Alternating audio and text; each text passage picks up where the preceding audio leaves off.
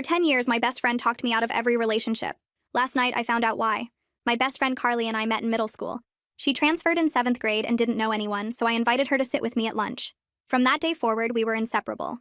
She was there for me through my parents' divorce, through my anxiety diagnosis, through every bad grade and every rejection letter. I trusted her more than anyone in my life. Throughout high school and college, I dated a few guys and none of them ever worked out. Looking back, I realized Carly always had something negative to say about every single one of them. My first boyfriend in sophomore year, she said, was too clingy and would hold me back. I broke up with him a month later. My college boyfriend, she said, was too focused on his career and would never prioritize me. I ended things after 6 months. Every guy I brought around, she would find a flaw and convince me I deserved better. I always thought she was just looking out for me. After college, I focused on my career and stayed single for a few years. Then 8 months ago, I met someone at a work conference. His name was Devin, and he was different from anyone I had ever dated. He was kind and attentive and made me feel like the only person in the room when we talked. We started dating and things moved fast. He met my family after 2 months and they loved him. I waited longer to introduce him to Carly because I knew she would find something wrong with him. When they finally met, she was polite but quiet. Afterward, she told me he seemed nice, but something felt off about him. She said she couldn't explain it, but her gut told her he wasn't the one. I ignored her for the first time ever. 3 months ago, Devin proposed and I said yes. Carly didn't congratulate me. She just asked if I was sure. I told her I had never been more sure of anything. She went quiet after that and we barely talked for weeks. Last night was my bachelorette party.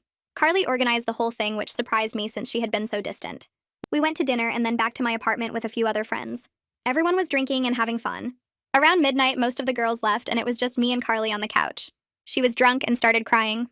I asked her what was wrong and she said she needed to tell me something she had been holding in for 10 years. I thought maybe she was sick or something bad had happened. I held her hand and told her she could tell me anything. She looked at me and said she had been in love with me since high school. I didn't understand what she meant at first. She kept talking. She said every guy I ever dated she sabotaged on purpose because she couldn't stand watching me be with someone else. She said she thought if she kept me single long enough, I would eventually realize I had feelings for her too.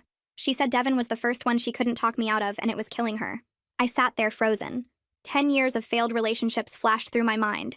Guys I genuinely liked that I let go, because my best friend convinced me they weren't good enough.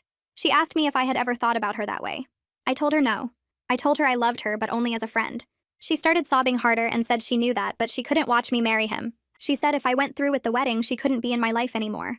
I asked her if she was giving me an ultimatum between her and my fiancé. She said yes. I told her to leave. She begged me to think about it, but I walked to the door and opened it. She left without another word. I sat on my couch alone at 2 a.m. the night before I was supposed to finalize my wedding plans with the woman I thought would be my maid of honor. This morning, I woke up to 37 missed calls from Carly and a text from Devin. He said Carly showed up at his apartment last night and told him everything. He said we needed to talk. I haven't called him back yet. I'm sitting in my car outside his building, and I can see Carly's car parked 3 spots away from mine. I grab my keys and force myself out of the car before I can change my mind. The cold air hits my face as I walk across the parking lot, each step feeling heavier than the last. Carly's silver Honda sits there 3 spots away, and seeing it makes everything real in a way it wasn't when I was just sitting in my car staring at it. She's up there right now talking to Devin, probably crying and apologizing and trying to explain herself. My hands shake as I pull open the building door and head for the stairs because I can't stand still in an elevator right now. I climb to the 3rd floor and walk down the hallway to apartment 312, the same door I've walked through dozens of times before, but now it feels like I'm approaching something dangerous. I can hear voices inside muffled through the door. I knock 3 times and everything goes quiet. Footsteps approach and I hold my breath. The door opens and Carly is standing there with red swollen eyes and mascara streaked down her cheeks. She opens her mouth to say my name, but I push past her into the apartment without looking at her. Devin is sitting on the couch in sweatpants and a t-shirt, looking like he hasn't slept at all. He stands up when he sees me and the expression on his face makes my stomach drop, because I've never seen him look at me like that before. It's not anger exactly, more like he's trying to figure out who I am. Carly is still standing by the door and I can feel her watching us. Devin clears his throat and looks at Carly. He tells her she needs to leave now. His voice is firm but not angry, just tired and done with this conversation. Carly looks at me desperately and asks if we can talk, just the 2 of us for a few minutes. I shake my head and tell her I have nothing to say to her right now. She starts crying harder and grabs her purse from the side table. She walks past me toward the door and I can smell her perfume, the same one she's worn since high school. The door closes behind her and Devin and I stand in his living room in horrible silence. I can hear the refrigerator humming in the kitchen and someone walking around in the apartment above us. Devin sits back down on the couch and I stay standing because I don't know what else to do with my body. He looks up at me and asks if what Carly told him is true, if she really sabotaged all my previous relationships because she was in love with me. I nod and confirm it's true. my voice coming out quieter than I meant it to. I watch him process this information, his face going through several emotions I can't quite read. He rubs his eyes with both hands and then puts his head in his hands. I sit down on the other end of the couch, leaving space between us that feels like a canyon. I start explaining everything that happened at the bachelorette party, how Carly got drunk and started crying and then confessed everything she'd been hiding for 10 years. Devin listens without interrupting, but I can see him thinking hard about what this means for us. His jaw is tight and he keeps looking at his hands. When I finish talking, he's quiet for a long moment. Then he asks me if I ever had any feelings for Carly that way, and I tell him honestly that I never did. I explain that I loved her like a sister, that I trusted her completely, but I never once thought about her romantically. Devin nods slowly and leans back against the couch.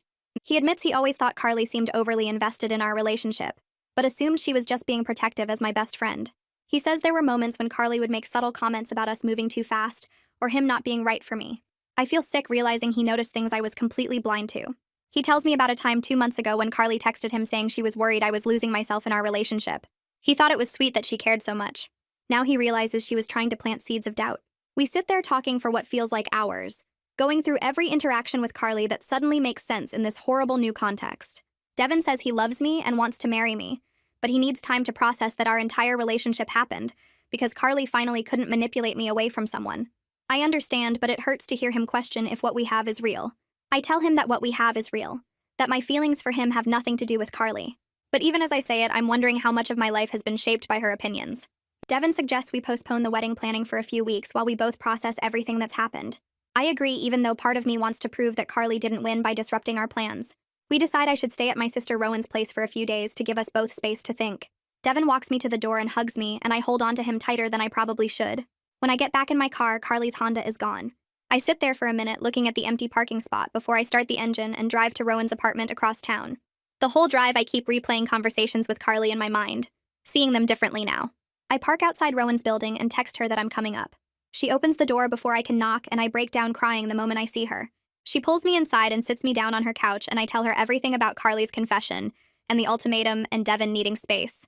Rowan is mad on my behalf, pacing around her living room and saying things about Carly that I've never heard my sister say about anyone. She goes to the kitchen and starts making tea while I cry on her couch. When she comes back with 2 mugs, she sits down next to me and asks me to think back on specific relationships Carly talked me out of. As I list them, I start seeing patterns I never noticed before. Every guy had some flaw Carly would focus on until it seemed huge and impossible to overlook. My high school boyfriend was too clingy, my college boyfriend too focused on his career, the guy I dated after graduation too immature. Rowan points out that those are pretty normal things and asks why I let Carly convince me they were deal breakers. I don't have a good answer except that I trusted her judgment more than my own. Rowan suggests I look back at some of those relationships and actually think about whether Carly's reasons made sense. I pull out my phone and start scrolling through old photos, stopping on one from junior year of college. Justin is in the picture with his arm around me at some campus event. I remember how much I liked him, how easy things felt between us. Rowan asks what I'm looking at and I show her the photo. I tell her about Justin, how he was pre-med and really driven about his future. Carly kept telling me he was too focused on his career and would never make time for a real relationship. She said medical school would consume him and I'd always come second. I broke up with Justin after 3 months because I believed her. Rowan asks if I ever checked in with Justin after the breakup to see if Carly was right. The question hits me hard because I realize I never did. I just accepted Carly's version of events and moved on. I type Justin's name into social media and find his profile after a few seconds. His most recent photo shows him with a woman and a toddler at some park. The caption says something about family time being the best time. I click through more photos and see he got married 2 years ago. He looks happy. His wife is a teacher, and there are dozens of photos of them doing normal couple things, going on trips, celebrating holidays. I show Rowan the photos, and she points out that Justin clearly learned to balance his career and personal life just fine. The guy Carly said would never prioritize anyone over his ambitions is now posting about date nights and family dinners. I feel sick looking at the photos because I could have been part of that life if I hadn't listened to Carly. I wake up the next morning on Rowan's couch with my phone buzzing nonstop on the coffee table. My neck hurts from sleeping at a weird angle and my eyes feel swollen from crying. I grab my phone and see 17 missed calls from Carly, all from the past hour. There's also a long text message that fills my entire screen when I open it. I have to scroll to read the whole thing. Carly writes that she's sorry and she never meant to hurt me. She says she thought I would eventually see that we belonged together. She writes that every time she saw me with someone else, it felt like losing me all over again. She says she knows what she did was wrong, but she couldn't help her feelings. The message goes on and on with justifications and explanations. She ends by begging me to understand and asking if we can talk. I read it twice and then delete it without responding. I can't deal with her trying to make me see her side right now. Rowan comes out of her bedroom in pajamas and asks if I'm okay. I tell her about the calls and the message. She sits down next to me and asks if I want to block Carly's number. I say maybe, but not yet, because part of me isn't ready to completely cut her off, even though I'm furious. Rowan makes eggs and toast while I sit at her small kitchen table. She puts a plate in front of me and sits down with her own breakfast. We eat in silence for a minute before she brings up what we were talking about last night. She says she's been thinking about my pattern of letting Carly make decisions for me. I tell her I know I relied on Carly too much, but I thought she was just being a good friend. Rowan shakes her head and says it went beyond just relationships. She reminds me that when I was choosing my college major, I was torn between psychology and communications. I wanted psychology, but Carly said communications would give me more job options. Rowan points out that I ended up choosing communications partly because Carly kept pushing me toward it. I feel embarrassed because I remember those conversations now.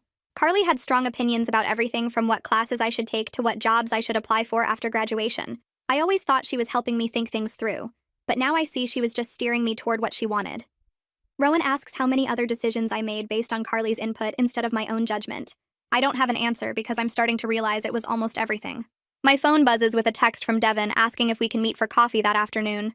I text back immediately saying yes and asking what time. He suggests 2 o'clock at the coffee shop near his apartment. I agree and spend the next few hours trying to make myself look presentable. I shower and put on clean clothes and try to do something with my hair. Rowan offers to come with me for support, but I tell her I need to do this alone. I drive to the coffee shop and arrive 10 minutes early. Devin is already there sitting at a corner table. He looks terrible, like he hasn't slept much. There are dark circles under his eyes and his hair is messy. My chest hurts seeing him stressed because of my friendship drama. I sit down across from him and we both just look at each other for a second. He says he's been thinking about everything since yesterday, and he wants to understand the full scope of what Carly did. I nod and ask what he wants to know. He says he wants me to walk him through every relationship Carly sabotaged, and what reasons she gave me for ending them. I take a deep breath and start with my first boyfriend in high school. I tell Devin about each guy in order, explaining what Carly said was wrong with them. My sophomore year boyfriend was too clingy, according to Carly. My junior year boyfriend didn't have enough ambition. The guy I dated senior year was too focused on sports. Justin in college was too career-driven. The guy I dated after graduation was too immature.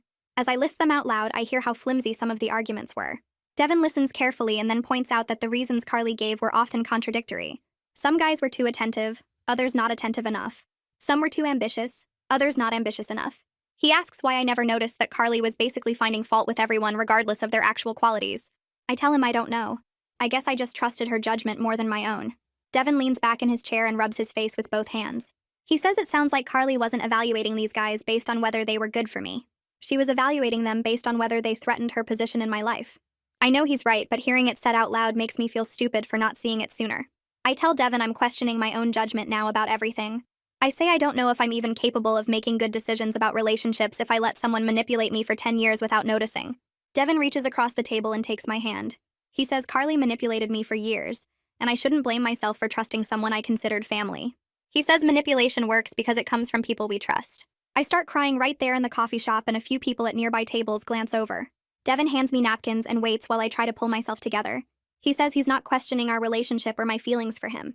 He says he just needed to understand what happened, so we could figure out how to move forward. I ask him if he still wants to marry me after all this mess. He squeezes my hand and says, of course he does. He says Carly's actions don't change how he feels about me, but we need to make sure we're building our relationship on a solid foundation going forward. Devin says he thinks I should talk to a therapist about processing this betrayal. I agree it's probably a good idea because I'm clearly not handling it well on my own. He offers to help me find someone and pulls out his phone to search for therapists in the area. I'm grateful he's being so supportive even though he's hurt too. We spend the next 20 minutes looking at different therapist profiles and reading reviews. Devin suggests someone who specializes in relationship issues and betrayal. We agree that I should start seeing someone as soon as possible. Devin says we should also keep talking every day while I'm staying at Rowan's, so we can work through this together. I tell him I want that too. He walks me to my car and hugs me for a long time before I drive away. I feel slightly better knowing he's still committed to us even after everything that happened. Back at Rowan's apartment, I sit on her couch with my laptop and start seriously researching therapists. I find one named Elodie Lombard, who has good reviews and specializes in friendship betrayal and relationship issues. Her profile says she has experience helping people process trust violations and rebuild their sense of self. That sounds exactly like what I need. I call her office and the receptionist says she has an opening in 3 days. I book the appointment and feel slightly better having a concrete step to take. Rowan comes home from running errands and I tell her about meeting Devin and booking the therapy appointment. She says she's proud of me for taking action instead of just wallowing. She orders pizza for dinner and we watch movies on her couch. I keep checking my phone for more messages from Carly, but there's nothing new. Part of me is relieved and part of me feels weird about the silence after 10 years of constant communication. The next morning, I'm still asleep on the couch when Rowan's intercom starts buzzing repeatedly. Rowan comes out of her bedroom looking annoyed and answers it. I hear Carly's voice through the speaker asking to come up. My whole body tenses. Rowan looks at me and I shake my head. She tells Carly firmly that I don't want to see her and she needs to leave. Carly's voice gets higher and she says she just wants to explain. I can hear her crying through the intercom. Rowan's voice gets harder and she says if Carly doesn't leave right now, she's going to call the police. There's silence for a few seconds and then Carly says please one more time. Rowan repeats that she'll call the police and then hangs up the intercom. We both stand there listening, but the buzzing doesn't start again. Rowan goes to her window and looks down at the street. She says Carly is walking back to her car. I sit down on the couch feeling shaky. After Carly leaves, I feel upset that she won't respect my need for space. Rowan sits next to me and says, Carly showing up like this is not okay. She suggests I might need to get a formal restraining order if Carly keeps showing up at places. That seems extreme, but I'm also starting to think it might be necessary. Rowan says she's serious about calling the police next time if Carly shows up again. I pull out my phone and text Devin to let him know what happened. He texts back right away offering to come over. I tell him I'm okay and just need some time to process. He says to call him if I change my mind. I spend the rest of the day feeling anxious every time I hear a noise outside, wondering if Carly is going to show up again. I spend the afternoon sitting on Rowan's couch scrolling through every photo on my phone. My thumbs move automatically through years of pictures while my brain processes what I'm seeing with new eyes. There's me and Carly at senior prom with my date Mark standing awkwardly to the side while Carly has her arm wrapped around my waist. There's us at my college graduation where Carly is pressed against me in the photo, and my boyfriend at the time is half cut out of the frame. I keep scrolling and the pattern becomes impossible to ignore. In almost every picture where I'm with a boyfriend, Carly has positioned herself between us or right next to me with her hand on my shoulder or arm. I zoom in on her face in a photo from my 22nd birthday party. I'm standing with the guy I was dating then and Carly is right behind us. Her smile looks tight and forced and her eyes aren't happy at all. I always thought she looked protective in these photos, like a concerned friend watching out for me. Now I see its possessiveness written all over her face. She didn't want to protect me from these guys. She wanted to protect her position as the most important person in my life. I feel sick looking at all this evidence that was right in front of me for years. I open social media and look through the photos Carly posted of us over the years. She tagged me in hundreds of pictures and most of them are just the two of us. The few that include my boyfriends have captions like, "Girls' night is the best night," or "Nothing beats time with your best friend." I remember thinking those captions were sweet. Now they feel like territorial markings. I find a photo from 3 years ago where I'm with a guy I dated briefly, and Carly commented, "He's lucky to have you, but he better treat you right." At the time, I thought she was being supportive. Now I wonder if she was already planning how to convince me he wasn't good enough. I close the apps and sit there staring at my blank phone screen. My hands are shaking. I text Devin asking if we can talk tonight, and he responds right away saying yes. Then I open my messages and scroll back through years of conversations with Carly. I search for Justin's name and find dozens of messages where Carly complained about him to me. "He's working late again. When does he ever make time for you?" And, "I saw him at the library with that girl from his study group. Seemed pretty friendly." And, "You deserve someone who puts you first." I remember believing every word. I search for other ex-boyfriends' names and find similar patterns. Carly constantly pointing out flaws and planting seeds of doubt. I want to throw my phone across the room, but instead I keep reading because I need to see the full scope of what she did. After an hour of this, I feel exhausted and angry and sad all at once. I open a new message and type Justin's name. We're still connected on social media even though we haven't talked in years.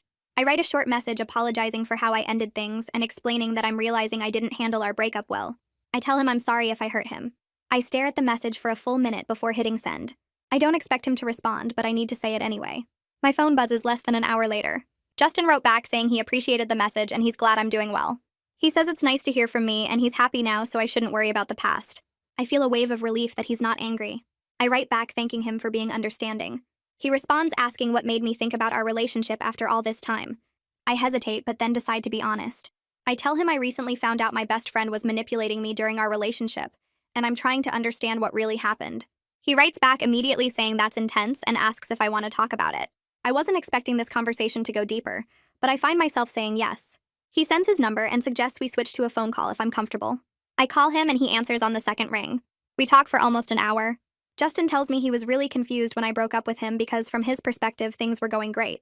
He says I seemed happy and we were making plans together. And then suddenly I ended it saying he was too focused on his career. He admits he didn't understand where that came from because he thought he was balancing school and our relationship pretty well. I feel my stomach drop as he talks. Then he says something that makes me freeze. He tells me Carly pulled him aside at a party about a month before we broke up. She told him I was feeling smothered and needed more space. She said I was too nervous to tell him directly, but I was feeling overwhelmed by how serious things were getting. Justin says he immediately started giving me more space and pulling back because he didn't want to lose me. He thought he was doing what I wanted. I sit there on Rowan's couch with my hand over my mouth. Carly didn't just talk to me about Justin. She talked to Justin about me. She actively interfered in our relationship from both sides. I tell Justin that conversation never happened. I never told Carly I felt smothered or needed space. He goes quiet on the other end of the line. I ask Justin if Carly said or did anything else, and there's a long pause before he answers. He tells me Carly would text him occasionally during our relationship. At first it seemed innocent, like she was just checking in as my best friend. But looking back, he realizes the messages were always suggesting problems that didn't exist. She would text him things like, "She seemed sad today. Is everything okay with you guys?" Or, "She mentioned you've been really busy with your internship. Must be hard to make time for her." Justin says he thought Carly was just looking out for me, but now he sees she was actively trying to create doubt and distance between us. I apologize again, and he stops me. He says we were young and he doesn't blame me for trusting my best friend. He says he's married now with a good life and he's genuinely okay. He hopes I can work through whatever happened with Carly. We say goodbye and I sit there holding my phone, feeling like the ground has shifted under me. Carly's manipulation was so much deeper than I realized. She wasn't just talking me out of relationships. She was sabotaging them from the inside. 3 days later, I'm sitting in a therapist's office for the first time in my life. The room is small and comfortable with soft lighting and a couch that's more supportive than Rowan's. Elodie sits across from me in a chair with a notepad, but she's not writing anything yet. She's just listening as I try to explain 10 years of friendship and betrayal in 50 minutes. I start with the bachelorette party and Carly's confession, but Elodie stops me and asks me to go back further. She wants to know how Carly and I met and what our friendship was like before the romantic relationship started. I tell her about 7th grade lunch and how Carly transferred in and didn't know anyone. I explain how I was invited her to sit with me, and we became inseparable. Elodie asks what was going on in my life when I met Carly. I tell her my parents had just separated and I was struggling with anxiety, even though I didn't have a diagnosis yet. Carly was the one stable thing in my life when everything else felt chaotic. Elodie nods and writes something down. She asks if I had other close friends at that time, and I realize I didn't. I had Carly, and that was enough. Elodie asks more questions about my family and my anxiety and how Carly supported me through difficult times. I start to see where she's going with this. Elodie suggests that Carly recognized my vulnerability during a really difficult period in my life. My parents were divorcing, and I was dealing with anxiety, and I desperately needed someone stable to hold on to. Carly positioned herself as that person. She became the one relationship I could count on when everything else was falling apart. Elodie explains that this gave Carly power over me. Not in a conscious, manipulative way at first, but as a natural result of being my primary support system. Then over the years, as I started dating people, those relationships threatened Carly's position as the most important person in my life. So she used the power she had built up to eliminate the threats. She convinced me that these guys weren't good enough, and I believed her because I had been trained to trust her judgment completely. Hearing it explained this way makes me feel angry and sad at the same time. I'm angry at Carly for taking advantage of a scared middle schooler who just needed a friend. But I'm also sad for that scared kid I was who was so desperate for stability that I gave someone else complete control over my life decisions. Elodie says both feelings are valid and I should let myself experience them. The session ends, and I schedule another appointment for next week. I sit in my car in the parking lot for 10 minutes before I can drive away. Devin and I meet for dinner at a quiet restaurant neither of us has been to before. I wanted neutral territory where we wouldn't have memories attached to the space. He's already sitting at a table when I arrive, and he stands up to hug me. We order food and make small talk about work and Rowan and the weather. Then I tell him what I learned from Justin about Carly's direct interference. I explain how she talked to Justin behind my back and created problems that didn't exist. Devin listens carefully and doesn't interrupt. When I finish, he's quiet for a long moment. Then he admits Carly texted him several times early in our relationship. She would send him messages expressing concerns about us moving too fast or suggesting I might not be ready for something serious. Devin says he didn't think much of it at the time because he figured she was just being protective as my best friend. But now he sees it was part of her pattern. She was trying to create doubt in his mind the same way she did with Justin. I feel my chest get tight. Carly tried to sabotage us from the beginning, and I had no idea. Devin reaches across the table and takes my hand. He says he's glad he didn't listen to her concerns because what we have is real. But he also says we need to keep working through this together. I ask Devin if he's still questioning whether our relationship is real or if it was just built on Carly's manipulation. He pulls his hand back and runs it through his hair. He says he's been thinking about this constantly since the night Carly showed up at his apartment. He says he believes what we have is genuine and not just a product of Carly's interference. But he's struggling with the fact that I let someone else have so much control over my life. He says he needs to know I can make my own decisions and trust my own judgment. Otherwise, he's worried I'll always be looking for someone else to tell me what to do. I understand his concern because I'm worried about the same thing. I tell him I'm working on it in therapy, and I'm trying to figure out who I am when I'm not letting other people make choices for me. He says he believes me, but this is going to take time for both of us. We finish dinner and he walks me to my car. We kiss goodbye and I drive back to Rowan's feeling both hopeful and scared about what comes next. Rowan is waiting up for me when I get home. She's sitting on the couch with tea and she made me a cup too. I tell her about dinner with Devin and his concerns about me trusting my own judgment. Rowan listens and then suggests I might want to talk to other people who knew me and Carly over the years. She mentions Mila, a mutual friend who's been around since college. Rowan thinks Mila might have observations about our friendship dynamic that could help me understand how others saw what I couldn't see myself. I'm nervous about involving more people in this mess, but I also need perspective. I pull out my phone and text Mila asking if we can meet for coffee. She responds within minutes saying yes and suggesting tomorrow afternoon. I agree and feel my anxiety spike immediately. I don't know what Mila is going to tell me, but I need to hear it.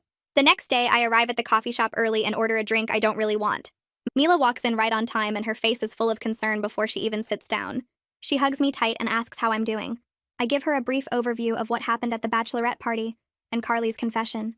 Mila's eyes get wide, but she doesn't seem completely shocked. I ask her if she ever noticed anything strange about how Carly acted around my boyfriends. Mila hesitates, and I can see her choosing her words carefully. She finally admits she always thought Carly was possessive of me. She says it wasn't obvious enough to say something about, but there were little things over the years that made her uncomfortable. I lean forward and ask her to tell me everything. Mila sets down her coffee cup and looks at me carefully before she starts talking. She tells me about a party sophomore year of college where I brought my boyfriend at the time, and Carly spent the whole night making group plans for the following weekend. Mila says Carly kept suggesting activities she knew my boyfriend wouldn't enjoy, and when he said he'd probably skip it, Carly acted like that was totally fine. Mila noticed Carly did this constantly, creating situations where my boyfriends would naturally exclude themselves, rather than Carly having to directly tell them they weren't welcome. She describes another time junior year when our friend group planned a beach trip, and Carly told everyone the house only had room for 6 people when it actually slept 8.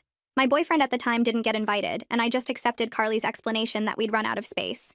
Mila says she asked Carly about it later, and Carly got defensive, insisting she was just trying to give me quality time with my friends without boyfriend drama. I feel my face getting hot as I realize how many times this probably happened without me noticing. Mila mentions a Halloween party where Carly organized costumes for our whole friend group, but somehow forgot to include my date in the planning, making him feel awkward and left out all night. She says at the time she thought maybe Carly was just scatterbrained about including +1s, but looking back it seems way too consistent to be accidental. I ask Mila why she never said anything to me, and she admits she didn't want to cause problems in our friendship over what seemed like small things. She figured if it really bothered me, I would notice it myself and speak up. I understand her reasoning, but part of me wishes someone had pointed this out years ago. I stir my coffee even though I'm not drinking it and ask Mila if she thinks I'm doing the right thing by cutting Carly completely out of my life. Mila is quiet for a moment and I can see her thinking carefully about how to answer. She finally says she gets why I'm hurt and angry because what Carly did was manipulative and wrong. But she also says she thinks Carly really did believe she was in love with me and probably convinced herself over the years that she was protecting me from guys who weren't good enough. Mila says that doesn't make it okay, but it might explain why Carly could justify her behavior to herself for so long. She mentions that Carly probably saw every guy I dated as a threat to our friendship and to her secret hope that I would eventually return her feelings. I appreciate that Mila is trying to help me see Carly's perspective, but I'm not ready to feel sympathy for her yet. Mila reaches across the table and squeezes my hand, telling me she supports whatever decision I make about Carly. She says I need to do what's best for my own mental health and my relationship with Devin, and if that means keeping Carly out of my life, then that's completely valid. I thank Mila for being honest with me about what she observed over the years, and for not judging me for being so blind to it. We finish our coffee and hug goodbye in the parking lot, and she tells me to call her anytime I need to talk. That evening, Devin texts me asking if I want to come over for dinner. I drive to his apartment feeling nervous because we haven't spent much time together since I moved to Rowan's place. When he opens the door, I smell garlic and tomatoes and realize he's cooking pasta, which is my favorite meal. The apartment looks clean and there are candles on the dining table, which makes my chest feel tight with emotion. We sit down to eat and Devin asks about my day at work, and I tell him about a project I'm working on. He tells me about a meeting he had with a difficult client, and we laugh about something his coworker said. It feels so normal and easy, like we're just a regular couple having dinner together instead of 2 people trying to figure out if their relationship can survive a massive betrayal. After we finish eating, Devin clears the plates and then comes back to sit across from me. He reaches for my hand and tells me he's been thinking a lot about us and about the wedding. My heart starts pounding because I'm not sure what he's going to say next. He tells me he's ready to move forward with planning the wedding if I am. He says he knows we still have things to work through, but he loves me and he wants to marry me, and he doesn't want to let Carly's actions derail our future together. I feel relief wash over me, but then immediately feel scared because I don't trust my own judgment anymore. I tell Devin I'm glad he wants to continue with our plans, but I admit I'm worried that I can't make good decisions about my own life. I explain that for 10 years I let Carly control major choices, and now I don't know if I can trust myself to choose the right path forward. Devin listens carefully and then suggests we do premarital counseling together before the wedding. He says it would help us work through the foundation issues and make sure we're starting our marriage on solid ground instead of just hoping everything will be okay. I immediately agree because the idea of having professional guidance through this feels like exactly what we need. Devin pulls out his laptop and we start looking up counselors who specialize in couples work and premarital counseling. We make a list of 3 potential therapists to call tomorrow, and I feel hopeful for the first time in days. Devin walks me to my car later and kisses me goodnight, and I drive back to Rowan's apartment feeling like maybe we actually can get through this. The next morning, I'm at work when my phone rings with a number I don't recognize. I almost don't answer, but something makes me pick up. A woman's voice says my name and asks if I have a few minutes to talk. I ask who this is, and she identifies herself as Bethany, Carly's younger sister. I'm surprised because Bethany and I have never been close, even though I've known her for years through Carly. She sounds nervous and asks if we can meet up because there's something she wants to tell me about Carly. I'm not sure I want to hear anything about Carly right now, but something in Bethany's voice makes me agree. We decide to meet at a quiet restaurant near my office during my lunch break. When I arrive, Bethany is already sitting in a corner booth looking anxious. She stands up and gives me an awkward hug before we both sit down. A server comes over and Bethany orders coffee with shaking hands. I order the same even though I've already had too much caffeine today. Bethany thanks me for agreeing to meet with her, and says she knows this is probably weird given that we've never really hung out one-on-one before. Bethany tells me she heard about what happened between me and Carly from their parents. She says Carly has been staying with them since the night of my bachelorette party, and she's been a complete mess.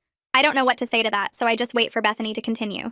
She takes a deep breath and says she feels like I deserve to know some background about Carly that might help me understand why she acted the way she did. Bethany explains that when Carly was in elementary school, she had an intense friendship with another girl named something I don't catch. They were inseparable for 2 years, and then the girl's family moved across the country suddenly without much warning. Bethany says Carly was completely devastated and cried every day for months. She became withdrawn and their parents were really worried about her. Bethany thinks that experience made Carly terrified of losing people she loves, which explains why she tried so hard to hold on to me by keeping other people away. She says Carly has always had trouble with the idea that people she cares about might choose someone else over her. I process this information and realize it does provide some context for Carly's behavior, but it also makes me sad that Carly never dealt with that childhood trauma in a healthy way. Bethany keeps talking and mentions another situation from when Carly was in high school. She had become really close with a girl on the soccer team, and started acting possessive and jealous whenever the girl spent time with other friends. Eventually, the girl had to distance herself from Carly because the intensity was making her uncomfortable. Bethany says their parents tried to get Carly to see a therapist after that incident, but Carly refused, insisting nothing was wrong with her, and everyone else was the problem. I'm sitting there processing that this pattern of obsessive attachments existed long before I met Carly in middle school. I wonder if I was just the latest person Carly fixated on, or if there's something specific about our friendship that made her feelings more intense. Bethany tells me their parents have been pushing Carly to get professional help for years, but she's always resisted. I ask Bethany if she thinks Carly has some kind of attachment disorder, and Bethany says she's not qualified to diagnose anyone, but something is clearly not healthy about the way Carly relates to people she cares about. She mentions that Carly doesn't really have any close friends besides me, and hasn't had a serious romantic relationship with anyone. I realize I always thought Carly was just picky or focused on other things, but maybe she was so fixated on me that she couldn't form other meaningful connections. I thank Bethany for telling me all this, and she looks relieved that I'm not angry at her for reaching out. She asks me if I think I'll ever be able to forgive Carly, and I honestly tell her I don't know. I explain that what Carly did hurt me deeply and damaged my ability to trust my own judgment, and I need time and space to figure out what I want. Bethany nods and says she understands completely. She tells me she's not trying to make excuses for Carly or convince me to forgive her. She just wanted me to have the full picture of who Carly is and why she might have acted this way. I appreciate that Bethany respects my boundaries and isn't pushing me toward reconciliation. She writes her phone number on a napkin and slides it across the table, telling me I can call her anytime if I want to talk more about Carly's history, or if I just need someone to listen. We finish our coffee and I head back to work, feeling like I have a better understanding of Carly, but still no clarity about what I want to do with that information. A few days later, I have my regular therapy appointment with Elodie. I tell her about my conversation with Bethany and everything I learned about Carly's past. Elodie listens carefully and takes notes while I talk. When I finish, she asks me how this new information makes me feel about what Carly did to me. I admit it helps me understand where Carly's behavior came from, but it doesn't change the fact that she manipulated me for 10 years. Elodie nods and says that's exactly the right perspective to have. She explains that understanding someone's past trauma and psychological issues can provide context for their behavior, but it doesn't excuse the harm they caused. I'm allowed to be angry about the manipulation and betrayal, even if I understand that Carly was coming from a place of pain and fear. Elodie says a lot of people struggle with this because they think understanding someone's motivation means they have to forgive them, but those are actually two separate things. She tells me I can have compassion for what Carly went through as a child, while still maintaining firm boundaries to protect myself. I feel validated hearing this because part of me was worried I was being too harsh by cutting Carly out completely. Elodie assures me that prioritizing my own mental health and my relationship with Devin is not only reasonable, but necessary. She asks me if knowing about Carly's attachment issues changes anything about how I want to move forward, and I tell her it doesn't. I still need space from Carly to heal and figure out who I am without her influence. Devin and I have our first premarital counseling session with a therapist named Aiden Palmer, who came highly recommended. We sit together on a couch in Aiden's office while he sits across from us in a chair. He asks us to explain why we're seeking counseling, and Devin and I take turns describing the situation with Carly. Aiden listens without interrupting, and I can see him processing everything we're telling him. When we finish, he asks some clarifying questions about our relationship timeline and how we met. Then he asks us both what we need from each other to move forward in a healthy way. Devin speaks first and says he needs me to demonstrate that I can make my own decisions without constantly looking for external validation. He explains that he's worried I'll always be looking for someone else to tell me what to do if I don't learn to trust my own judgment. I understand his concern because it's the same thing I'm worried about. When it's my turn, I tell Aiden and Devin that I need patience while I learn to trust myself again. I explain that I've spent 10 years deferring to Carly's opinion on major life decisions, and it's going to take time for me to develop confidence in my own choices. Aiden writes some notes and then tells us both that these are very reasonable needs, and we can absolutely work on them together. He suggests we meet weekly for the next few months leading up to the wedding to build a strong foundation for our marriage. Devin reaches over and takes my hand, and I feel hopeful that we're taking the right steps to protect our relationship. Aiden hands us a worksheet before we leave and explains the homework assignment. We're supposed to make 3 decisions on our own this week, without asking each other's opinion first, then come together and talk about what we decided and why. The decisions can be small things like what to make for dinner or bigger things like how to handle a work situation, but the point is, we each have to trust our own judgment before bringing the other person into it. I fold the paper and put it in my purse, feeling nervous about the whole thing. Devin squeezes my hand in the parking lot and tells me he knows this feels weird, but he believes I can do it. I want to believe him, but part of me still feels like I don't know how to make decisions without someone else's input validating them first. That night, I sit on Rowan's couch with my phone in my hands, staring at the long list of unread messages from Carly. There are texts and voicemails and even a few emails, all of them begging me to talk to her or at least let her explain. I've been ignoring all of them, but Elodie said in our last session that I need to set a clear boundary instead of just going silent. I open a new message and type carefully, reading it over 3 times before I send it. I tell Carly I need her to stop contacting me while I process everything that happened. I explain that her confession and the ultimatum she gave me destroyed 10 years of trust, and I can't just pretend none of it happened. My finger hovers over the send button for a full minute before I finally press it. Within 30 seconds, my phone buzzes with her response. She's begging for a chance to explain in person, saying there's so much I don't understand about why she did what she did. I read the message once and then put my phone face down on the coffee table without responding. Rowan comes home from work the next day and finds me scrolling through apartment listings on my laptop. She sits down next to me and asks what I'm doing, and I tell her I think it's time for me to get my own place. I've been staying with her for over a week now, and while she's been amazing about it, I can't live on her couch forever. Rowan looks at the screen and asks if Devin and I talked about me moving back in with him. I admit we discussed it, but we both agreed I need my own space right now while we work through things in counseling. Rowan nods and pulls the laptop closer, clicking through listings with me. We find a small studio apartment that's available immediately, and the rent is reasonable. I call the landlord right there and schedule a viewing for the next morning. Devin texts me later asking how my day was, and I tell him about the apartment. He asks if I'm sure about living alone, and I say, I think I need to do this. He responds that he understands and offers to help me move when the time comes. The studio apartment is tiny, but it has big windows and hardwood floors that make it feel less cramped. The landlord shows me around and I sign the lease that same day, my hand shaking slightly as I write my name. Moving day comes faster than I expected, and Devin shows up with his truck to help me pack my stuff from our shared apartment. Walking back into the place we live together feels strange and sad. My clothes are still in the closet and my books are still on the shelf, and it looks like I just stepped out for the day instead of leaving for over a week. Devin and I work quietly, boxing up my things and loading them into the truck. When we're almost done, he sits on the edge of the bed and I can see he's trying not to cry. I sit next to him and he takes my hand, reminding me that this is temporary while we work on ourselves and our relationship. He says it's not a breakup, and I nod, even though part of me is terrified it might turn into one.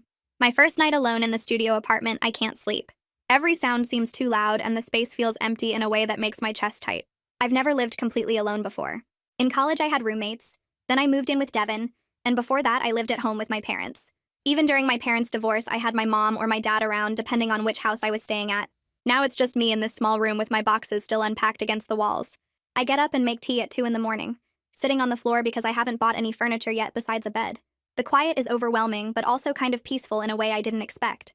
Nobody is here to tell me what to do or what to think, or whether I'm making the right choices. It's just me. In my next therapy session with Elodie, I talk about how I've realized I've never really been on my own. I've always had either Carly's influence or a boyfriend, or my family making decisions with me or for me. Elodie asks how it feels to be alone now, and I tell her it's scary, but also exciting. She leans forward and says this time, alone might be exactly what I need to figure out who I am when I'm not defining myself through relationships. The idea makes my stomach flip because I'm not sure I know who that person is. Elodie gives me homework too, separate from what Aiden assigned.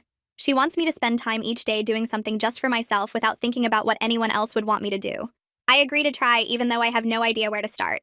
I start making small decisions on my own without asking anyone's opinion.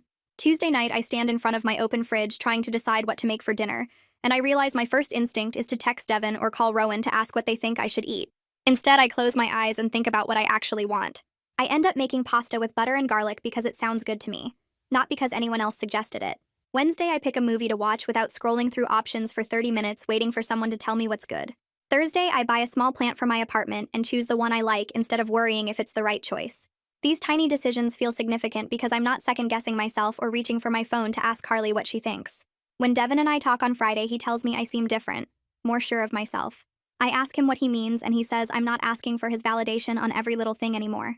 The observation makes me feel proud and sad at the same time. Saturday morning, I wake up to an email from Carly with the subject line, "Please read this." I almost delete it without opening, but something makes me click on it.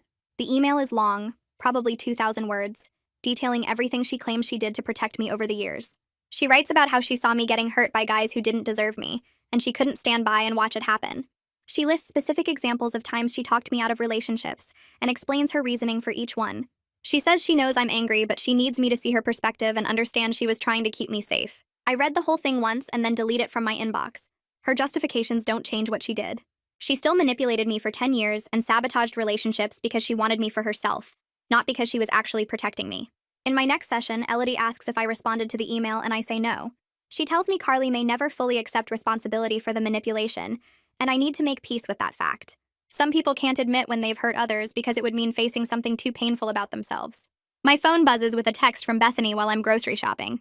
She says Carly finally started seeing a therapist to work on her attachment issues, and she thought I should know. I stand in the produce section reading the message 3 times. Part of me is glad Carly is getting help, but I also know that doesn't mean I have to forgive her or let her back into my life. I text Bethany back thanking her for the update and saying I hope therapy helps Carly build healthier relationships in the future. Bethany responds asking if I think I'll ever be able to be friends with Carly again, and I tell her honestly that I don't know. Right now, Bethany says she understands and tells me to take care of myself. Devin texts me on Thursday asking if I'm free Saturday night, and when I say yes, he tells me to dress nice. Saturday evening, he picks me up from my apartment and drives us to the restaurant where he proposed 3 months ago. We sit at the same table by the window and order wine, and I realize this is the first time we've been back here since that night. Devin reaches across the table and takes my hand, saying he wanted to celebrate our 3-month engagement anniversary. We talk about how different our relationship feels now compared to before Carly's confession. I admit that even though everything that happened was painful and hard, I think we're actually stronger now. Devin agrees and says the crisis forced us to examine our foundation and rebuild it in a way that's more solid. We spend 2 hours at dinner just talking and laughing, and I feel more connected to him than I have in weeks. Our next premarital counseling session with Aiden starts with him asking if we're ready to set a new wedding date since we postponed all the planning. Devin looks at me and I realize I don't feel the anxious knot in my stomach that I would have felt a month ago. I tell Aiden I'm ready, and Devin smiles, saying he's been ready all along. Aiden asks us what changed, and I explain that I feel more confident in my own judgment now, and I'm not looking for someone else to validate my decisions. Devin adds that he sees me making choices independently and trusting myself in ways I didn't before. Aiden writes some notes and tells us this is exactly the kind of growth he was hoping to see. He asks us to think about a date that feels right to both of us, and we can finalize it in our next session. Devin and I pick up my phone and schedule my final appointment with Elodie for 2 weeks from now, right before the wedding. The time between now and then passes quickly as I keep working on myself and spending time with Devin. When the day arrives, I walk into her office feeling different from I did that first session months ago. Elodie smiles when she sees me and comments that I look more relaxed. We sit down, and she asks me to reflect on where I started versus where I am now. I tell her that when I first came in, I couldn't make any decision without second-guessing myself or wanting someone else's approval. Now I choose things on my own and trust that I know what's right for me. She asks about my boundaries with Carly, and I explain that I've stuck to my decision about not having contact. It was hard at first, but now I feel confident that I made the right choice for my own well-being. Elodie nods and says that's real growth, being able to put my own needs first, even when it feels uncomfortable. We talk about my excitement for the wedding, and she asks if I have any doubts about marrying Devin. I tell her honestly that I don't, that I'm excited to marry him because I love him, and we've built something real together. She points out that this is completely different from how I talked about relationships before, when I was always looking for external validation. Now I'm making this choice from a place of confidence and self-awareness. Elodie tells me she's proud of the work I've done over these months, and I should be proud too. For the first time, I actually believe her instead of brushing off the compliment. I thank her for helping me learn to trust myself, and she says I did the hard work. She just guided me through it. We shake hands, and I leave her office knowing this is probably the last time I'll see her. The thought doesn't scare me because I feel ready to move forward on my own. The week before the wedding, everything becomes busy with last-minute preparations and people arriving from out of town. Devin's parents fly in 3 days early, and we meet them for dinner at a nice restaurant downtown. His mom hugs me tight and tells me how happy she is that Devin found someone who loves him so much. I realize they never doubted our relationship even when things got difficult with the Carly situation. They supported us through it without judgment or pressure. Devin's dad asks about the final details and seems genuinely interested in hearing about the flowers and music we picked. After dinner, his mom pulls me aside and says she can see how good Devin and I are together, that we bring out the best in each other. Her words mean a lot because I know she's not just being polite. My own parents arrive the next day, and even though they've been divorced for years, they're both kind and supportive. My mom helps me pick up my dress from the final alterations, and my dad takes Devin out for drinks to get to know him better. At the rehearsal dinner, both my parents sit at the same table and chat pleasantly with Devin's family. I catch Rowan's eye across the room, and she gives me a thumbs up, clearly impressed that our parents are behaving so well. The dinner goes smoothly with toasts and laughter, and I feel surrounded by people who genuinely care about both of us. Devin squeezes my hand under the table, and I know he's feeling the same thing. His best friend gives a funny speech about how Devin talked about me constantly after we first met. My mom gets a little teary during her toast, but keeps it together. When the evening ends, I hug my parents and Devin's parents and feel grateful that we have this support system starting our marriage. On my wedding day, I wake up in my studio apartment at 6 in the morning feeling surprisingly calm. I make coffee and sit by the window watching the sun come up over the buildings. In a few hours, I'll be getting married, and instead of feeling nervous, I just feel certain. Rowan arrives at 8 with breakfast and her makeup kit. She sets everything up on my bathroom counter and tells me to eat something before we start getting ready. While I'm eating, she says she's proud of how I handled everything with Carly, and how much I've grown over the past few months. I tell her I couldn't have done it without her letting me stay with her and being there when I needed to talk. She waves off my thanks, but I can tell she's pleased. We start the process of hair and makeup, and Rowan keeps me entertained with stories about her own wedding years ago. Around 11, my mom arrives to help me into my dress. The three of us work together to get all the buttons fastened and the veil positioned correctly. When I look in the mirror, I barely recognize myself. My mom starts crying, and Rowan hands her a tissue while rolling her eyes affectionately. I think about the night of the bachelorette party when I sat alone on my couch feeling betrayed and confused. That version of me feels like a different person now. I'm not the same woman who let Carly make decisions for her, or who doubted her own judgment constantly. I've learned to trust myself and set boundaries and choose what I want, instead of what someone else thinks I should want. My mom asks if I'm ready, and I nod, picking up my bouquet. We head downstairs where a car is waiting to take us to the venue. The ceremony takes place in a garden venue with white chairs set up in rows and flowers everywhere. I stand at the back with my dad and watch the guests take their seats. Devin's family fills the right side and mine fills the left. I see Mila sitting near the front, and she waves when she catches my eye. The music starts and my bridesmaids walk down the aisle one by one. Rowan goes last as my maid of honor and takes her place at the front. Then it's my turn, and my dad offers me his arm. We walk slowly down the aisle, and I see Devin waiting at the altar in his suit looking nervous and happy. When we reach the front, my dad kisses my cheek and places my hand in Devin's. The officiant begins speaking, but I'm focused on Devin's face and the way he's looking at me like I'm the only person in the world. We exchange our vows, and I mean every word I say about loving him and choosing him and building a life together. When Devin says his vows, his voice cracks with emotion, and I have to blink back tears. The officiant pronounces us married, and Devin kisses me while everyone claps. We walk back down the aisle together as husband and wife, and I feel genuinely happy and confident about our future. This choice was completely mine, made with clear eyes and a strong sense of who I am.